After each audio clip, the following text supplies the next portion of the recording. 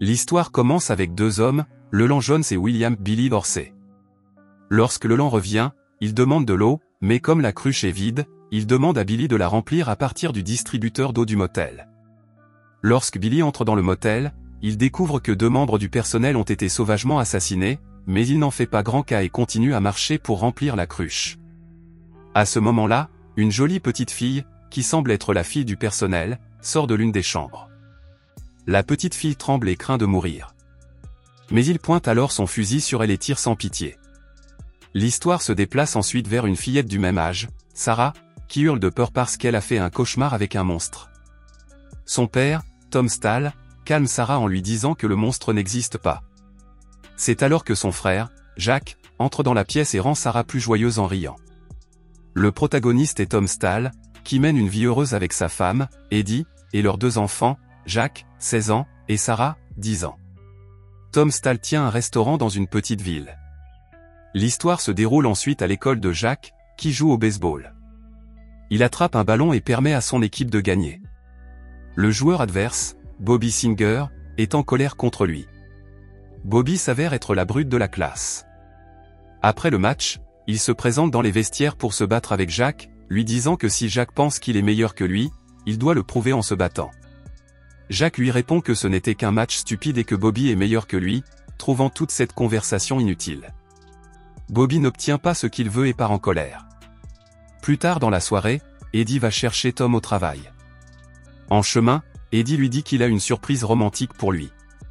Comme ils n'ont jamais fait l'amour ensemble en tant qu'adolescents, elle prévoit d'arranger les choses. Lorsqu'ils rentrent chez eux, Eddie se présente en costume de pom-pom girl. L'un et l'autre expriment leur amour l'un pour l'autre en prononçant la phrase d'accroche commune aux étudiants. Plus tard dans la soirée, Jack est vu en train de discuter et de fumer un joint avec sa petite amie.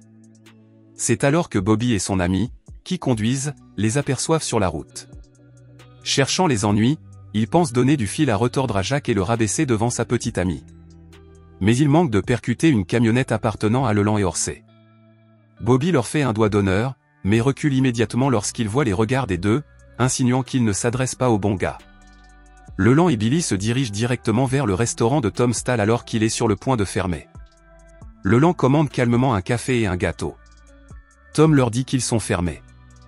Leland répète fermement ses paroles en criant, effrayant tout le monde dans le restaurant. Toujours pacifique et diplomate, Tom accepte et commence à leur servir du café. Pendant ce temps, sa serveuse, Charlotte, rentre chez elle après avoir été prévenue par Tom.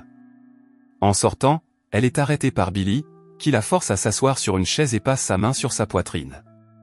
Tom pense qu'ils veulent le voler et leur propose tout l'argent de la caisse. Leland lui explique qu'ils sont là pour affaire, pointe son arme sur lui et ordonne à Billy de tuer Charlotte. Voyant la distraction de Leland, Tom lui écrase au visage le pot de café chaud qu'il tient à la main, ce qui le désarme. Il saute ensuite agilement sur le comptoir et, d'un geste rapide, récupère l'arme de Leland.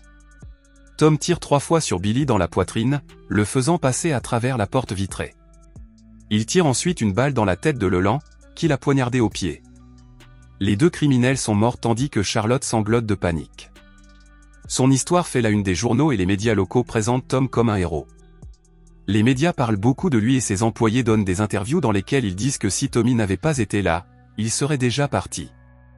La blessure de Tom est légère et il se rétablit en quelques jours.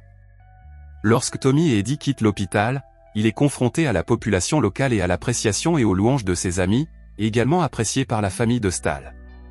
Tom évite les journalistes et répond brièvement à un journaliste de la télévision qui insiste, n'importe qui aurait agi de la sorte dans une situation similaire. Jack est également enthousiaste à l'idée que son père soit un héros, mais Tom se souvient modestement qu'il a simplement eu de la chance.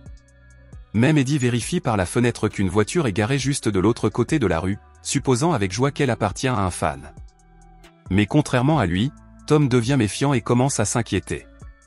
Le jour ouvrable suivant, 3 hommes bien habillés venant de l'extérieur de la ville se présentent au bar alors que l'endroit est bondé de clients et de personnes bienveillantes. Celui qui semble être le chef du groupe, Carl Fogarty, demande une tasse de café. Carl a l'air mystérieux et effrayant et appelle Tom, Joey, à plusieurs reprises. Bien que Tom dise l'avoir pris pour quelqu'un d'autre, l'homme est catégorique sur le fait qu'il le connaît, croyant qu'il s'agit de Tom de Philadelphie. Carl donne à Tom un pourboire de $100 et plaisante en disant qu'ils sont maintenant des clients payants. Au moment de partir, Tom insiste sur le fait qu'il s'appelle Tom Stahl, et non Joey, mais l'homme se contente de ricaner. Une fois qu'ils sont partis, Eddie contacte immédiatement un shérif très proche d'eux pour l'informer de la présence de ce groupe suspect. Les hommes sont ensuite aperçus au volant de leur voiture sur une route de campagne lorsqu'ils sont arrêtés par une voiture de patrouille. Sam Carney est un shérif expérimenté qui a reçu un appel d'Eddie plus tôt dans la journée. Le shérif prévient le groupe suspect que la ville est calme et qu'il n'y a pas lieu de s'inquiéter. Mais le groupe, en particulier Carl, ne semble pas ébranlé par ces menaces. Plus tard, Sam rend visite à Tom et Eddie, les informant de sa confrontation avec Carl. L'enquête révèle que ces 3 hommes sont des membres d'une bande criminelle organisée de la côte est. Après le départ de Sam, Eddie éclate en sanglots. Voyant cela, Tom fait de son mieux pour la calmer, disant qu'il les protégera de ces criminels. Quelques jours plus tard, après avoir vu le truand rouler en direction de sa résidence, Tom panique et appelle Eddie pour le prévenir. Sans perdre de temps, il rentre à pied de son travail à la maison. Il y trouve un Eddie effrayé, armé d'un fusil et prêt à tirer. Il se calme et découvre que rien ne menace sa famille. Tout le monde s'inquiète, voyant un Tom dévasté et à bout de souffle. Plus tard dans la soirée, Eddie fait des courses dans un centre commercial local lorsqu'il se rend compte que sa fille a disparu. En la suivant, Eddie tombe sur Carl Fogarty qui, assis sur une chaise à proximité, fixe Sarah en souriant. Carl entame une conversation avec Eddie, affirmant que Tom n'est pas celui qu'il prétend être. Il l'incite simplement à interroger Tom sur Richie Cusack, dont Fogarty prétend qu'il est le frère de Tom.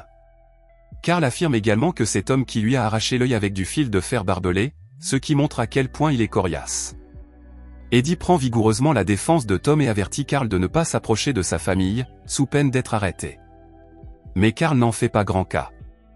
Le même jour, à l'école, Jack discute avec sa petite amie, Judy, de la dévastation de son père après les ennuis qu'il s'est attirés. C'est alors qu'ils sont abordés par Bobby et son ami qui commencent à intimider Jack devant sa petite amie, comparant le courage de leur père au fait que Jack est un lâche. Jack est furieux et tente de partir, mais il est retenu par le compagnon de Bobby. Lorsque Jack est encore rabaissé par eux, dans un accès de rage, il commence à les battre sévèrement, laissant tout le monde abasourdi. De retour à la maison, Tom et Jack commencent à se disputer au sujet de ce qui s'est passé à l'école. Tom gifle immédiatement Jack, ce qui pousse ce dernier à quitter la maison, furieux. Peu après, Tom aperçoit la voiture de Carl garée près de sa maison. Tom se présente à la porte d'entrée avec un fusil de chasse. Carl demande à Tom et Joey de baisser son arme et de les accompagner à Philadelphie pour rencontrer son frère Richie. Devant le refus de Tom, l'un des hommes sort de la voiture et prend Jack en otage. N'ayant pas le choix, Tom est contraint de baisser son arme pour libérer son fils. Mais après que Jack soit rentré en courant dans la maison, Tom fait marche arrière et refuse de les suivre. L'un des hommes pointe un pistolet sur la tête de Tom. Maître du combat, Tom brise le bras de l'attaquant, frappe sévèrement le nez de l'homme à plusieurs reprises avec la paume de sa main et tire 2 fois dans la poitrine de l'autre gangster. Enfin, Carl tire sur Tom à l'épaule, le désarmant également. Carl s'approche de Tom blessé et lui demande avec colère s'il a un dernier mot à dire avant de mourir. Tom jette un coup d'œil à Carl et lui dit qu'il a dû le tuer à Philadelphie. Carl n'en pense pas moins et s'apprête à appuyer sur la gâchette, mais il est abattu par Jack, qui a récupéré le fusil de son père. Jack est choqué par ce qu'il a fait. Il prend l'arme à Jack, qui éclate en sanglots. Plus tard dans la soirée, Eddie rend visite à Tom, qui se remet sur son lit d'hôpital. Eddie est persuadé que son mari a un passé sombre et le supplie en larmes de lui révéler la vérité.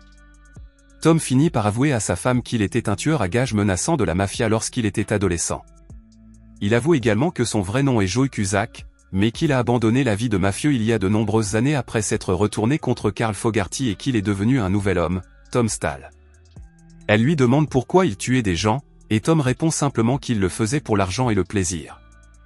Après sa convalescence à l'hôpital, Tom est rejoint par Sam, qui devient suspicieux parce que Tom ne lui a pas dit toute la vérité sur Carl Fogarty.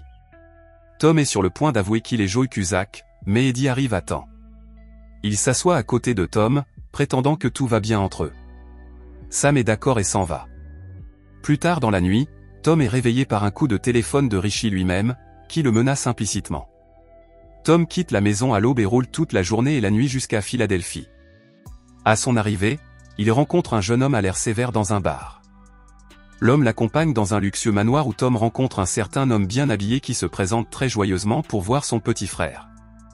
Après quelques conversations sur la nouvelle vie de Joey, alors que Tom piétine, Richie commence à raconter à Tom les difficultés impressionnantes et coûteuses et les problèmes de statut au sein de la mafia causés par les activités de Joey avant sa disparition. Tom, qui n'a plus rien à voir avec la vie mafieuse, demande à Richie ce qu'il doit faire pour arranger les choses. Richie répond calmement qu'il doit mourir, et se détourne pour ne pas voir le chauffeur enrouler un garrot autour de la gorge de Tom et tenter de l'étouffer. Joey s'y attend, mais tue agilement le chauffeur et les 2 autres gardes du corps à main nue, grâce à ses talents phénoménaux de combattant. Voyant que Joey s'est précipité vers la porte d'entrée, Richie le poursuit à l'extérieur. Joey tue le dernier garde du corps de la maison et enferme Richie dans la pièce. Richie sort les clés pour ouvrir la porte, mais Joey l'ouvre en premier et tire une balle dans la tête de Richie, le tuant sur le coup. Tom rentre chez lui et trouve sa famille qui vient de commencer le dîner. Il s'assoit à table, l'air épuisé après 2 jours d'absence. Eddie regarde enfin Tom et des larmes commencent à couler sur son visage. Il est évident que Joey Cusack est une menace, mais il a été démontré qu'il pourrait également être un Tom Stahl.